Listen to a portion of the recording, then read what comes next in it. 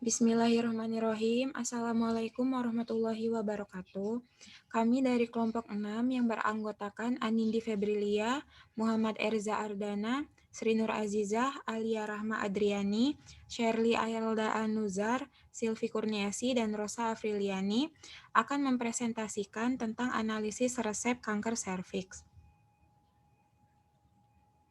Di sini kami akan menjelaskan tentang obat yang digunakan untuk menangani penyakit kanker serviks.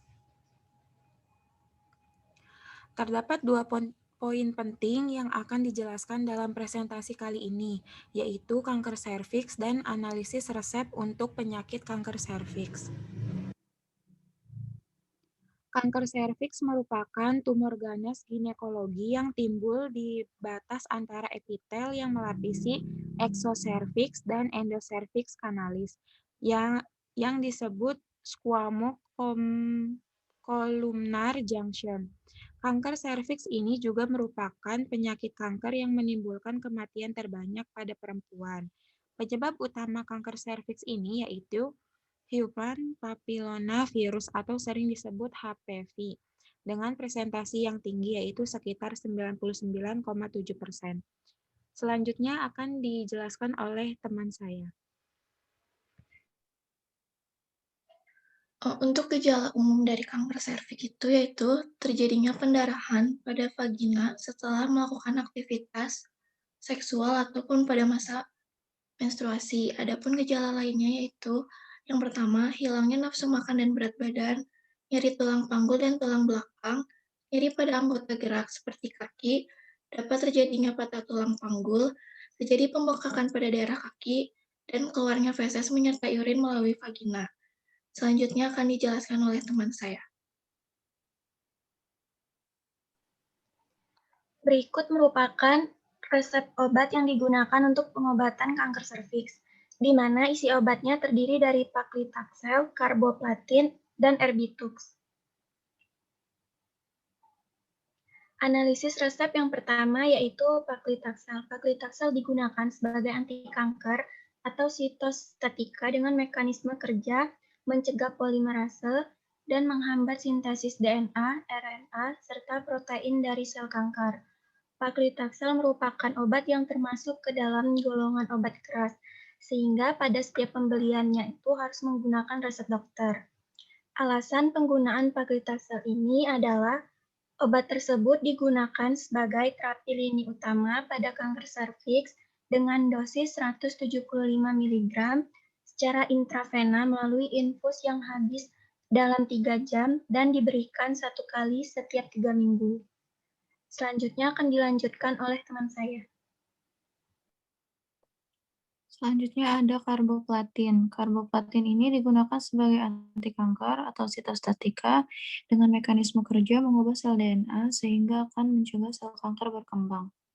Penggunaannya ini dikombinasikan dengan paclitaxel untuk meningkatkan efek terapi dan menurunkan efek samping dari kemoterapi. Dosis yang digunakan pada kanker serviks yaitu 75 sampai 100 mg per LP tubuh. Selanjutnya akan dijelaskan oleh teman saya.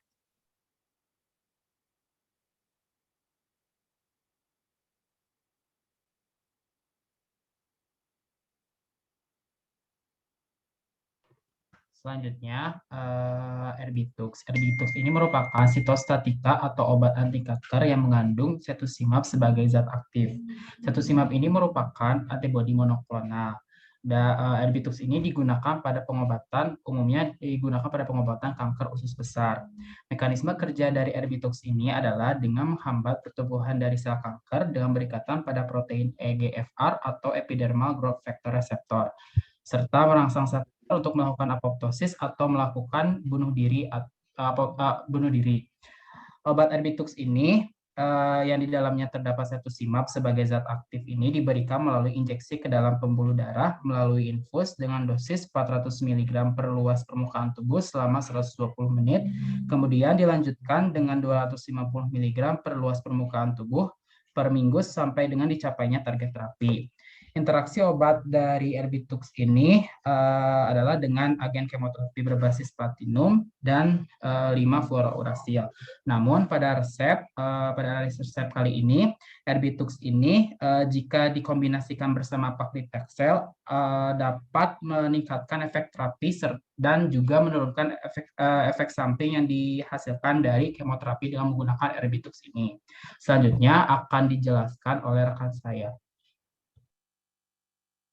Baik, di sini saya akan menjelaskan tentang efek samping dari obat yang digunakan untuk terapi pada pasien kanker serviks. Yang pertama ini ada paclitaxel. Paclitaxel ini memiliki beberapa efek samping yang cukup berbahaya sehingga memerlukan pengawasan klinis yang secara ketat. Efek samping yang berbahayanya itu seperti supresi sumsum tulang belakang, disfungsi ventrikel kiri, pneumonitis, hingga reaksi alergi berat seperti anafilaksis atau hipersensitivitas yang berat. Lalu selanjutnya ada karboplatин. Karboplatин ini menghasilkan efek samping di mana tergantung pada daya tahan tubuh dan kondisi pasien tersebut. Efek samping yang dihasilkan itu seperti nyeri di tempat injeksi, feses yang berwarna hitam dan kering, darah dalam urin atau feses, batuk disertai suara serak, demam, sakit punggung bagian bawah, mati rasa atau kesemutan, penglihatan yang kabur, dan berdenging di telinga. Lalu yang terakhir ini ada obat Erbitux. Erbitux ini memiliki efek samping seperti ruam pada kulit, mual, kulit kering, sembelit, diare, muntah, sakit kepala, insomnia, demam, gangguan pencernaan, neuropati, dan penurunan kadar magnesium pada darah. Baik, selanjutnya akan dibacakan kesimpulan dari presentasi kali ini oleh rekan saya.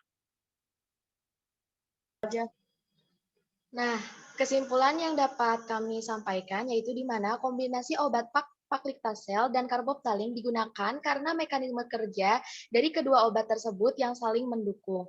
Nah, di mana karboptalin ini dengan memiliki kandungan platinum bekerja dengan cara untuk mengubah DNA sel sehingga sel tidak berkembang biak. Sedangkan paclitaxel ini dapat mencegah polimerase mikrotubul sel yang menghambat sintesis DNA, RNA, dan protein.